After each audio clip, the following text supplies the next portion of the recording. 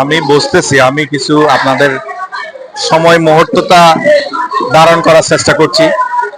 আচ্ছা, আজকের বিয়েতে আপনার কয়টা মেয়ে পছন্দ হয়েছে একটু কাইন্ডলি বলবেন?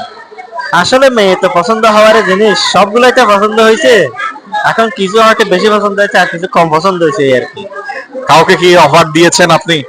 আসলে অফার দেওয়ার মতো করে পছন্দ কাউকে করি নাই, যদিও বা অফার এখনো সম্ভাবনা আছে, এখন তো রাত অনেক বাকি।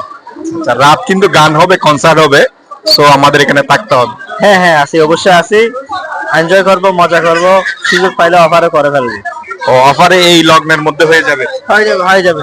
আচ্ছা, আমরা রাকিবের কাছে যাব।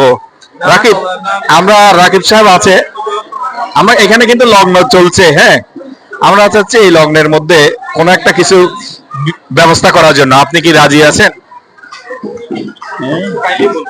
কি রাজি? এই যে লগ্ন চলতেছে, এই লগ্নের মধ্যে কোনো একটা ব্যবস্থা আমরা করব।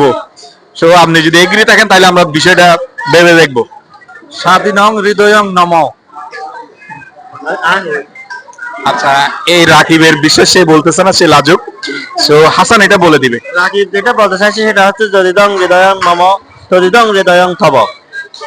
না, আমরা বিষয়টা বলতে যাচ্ছি যে এই লগ্নের পরে পিছনে যে একটা লগ্ন হচ্ছে, এই লগ্নের পরে আমরা রাকিবের ব্যবস্থাটা করব, মানে রাকিবের লগ্নে আমরা বসাবো। সে এগ্রি আছে কিনা?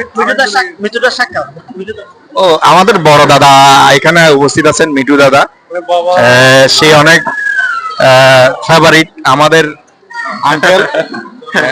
আমাদের কিন্তু বড় দাদা এখানে বিয়ে সূত্রে কিন্তু আঙ্কেল হয়ে গেছেন। সো আমরা চাচ্ছি আঙ্কেল যে এই যে প্রোগ্রামটা, আচ্ছা আঙ্কেল কিছু বলবে না এই মুহূর্তে।